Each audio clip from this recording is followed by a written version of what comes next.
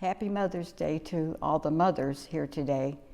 I'm Tina, and I've always tried to be a woman of faith, but never has my faith been tested more than in 1999 when I had a serious illness and was taken to the hospital, and my heart actually stopped for 55 minutes. But when my husband got me to the emergency room, the last thing that I remember saying for 2 weeks was, "God, if you do not help me, I am not going to make it." And I believe that in that was my mustard seed faith that God would take care of me. Well, that morning, whenever this happened, it was December 10th, 1999.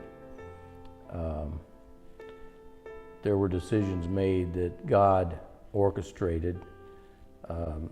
After she was there, they told me that if I would have called an ambulance, she wouldn't have survived. I got her there just in time for the people in the emergency room to do what they had to do, and she was moved into ICU, and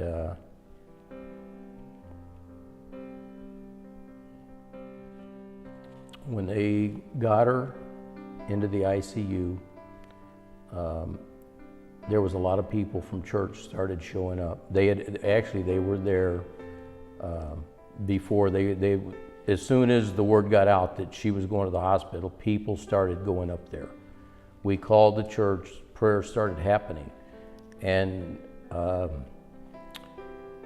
when her heart stopped, I was on one side, Barb Cavalier was on the other side, and Pastor Martin was at the foot of the bed.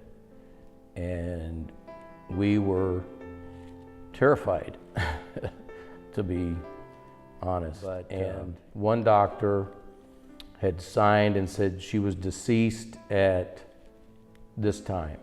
And so the one other doctor said no, and he kept going another 10 minutes. And that was the doctor that stayed with her for the rest of her time at the hospital. And she was in a coma whenever that was all done. They took me into a conference room and started telling me all the bad things. She may never walk again, she may never talk again. We do not know the extent of what has happened, because her body had shut down. Everything, all of her organs had shut down. They put her on dialysis pretty quickly. And because she was, that day they blew her up with so much fluid, I couldn't even hardly recognize her. There were people came in that she had known for many years. They worked at the hospital, they came in the room. They did not even know who she was. They couldn't even tell, she was blown up so much. But the dialysis was taking care of that. And 2 weeks later, on Thursday, December 23rd, my sister and I, who were there every day, we would leave the room when they would come in to work on her. And this one nurse said, "We're going to wash her hair today." And so we left, we got something to eat. When we come back, she was awake. She had put on White Christmas, and that's one of her favorite movies. And she was awake. And so the doctor, so I left there, and I just told God, she doesn't need another wound to heal. And the next morning, Christmas Eve, the doctor said, "Well, if she continues to improve like this, on Monday we'll take her down and we will wean her. We won't take her down and do a trach, we'll wean her."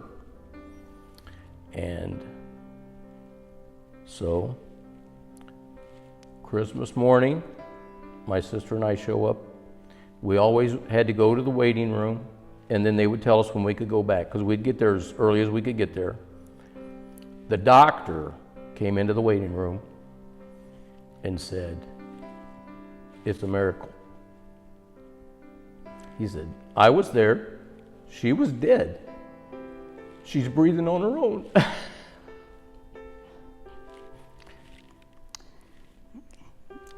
That was Christmas morning. So we know where it went from there. She had a lot of hard times for the next 3 or 4 weeks, but it was God all the way. And while she was in there, the halls, people were praying in the halls. Other people who were non-believers were complaining to the hospital about these people who were praying in the halls. There was a young man came in, was in an accident of some sort. He was brain dead. And 2 days later, he walked out. So, and all these people are praying for these people. There was everybody praying for them. It wasn't just the people of the church going to pray for her. They were praying for anybody that needed it. So, a mustard seed. Through the experience, not only did God teach me things about my faith, but the faith of other people. That we should be at that point that when somebody needs us to pray for them, and we have to step in, that our faith should be to the point that we can believe that God will do it. But God gave me a scripture during the time that this sickness is not unto death, but is unto the glorification of Jesus Christ. And I owe my life to God, and I know the miracles that He could do.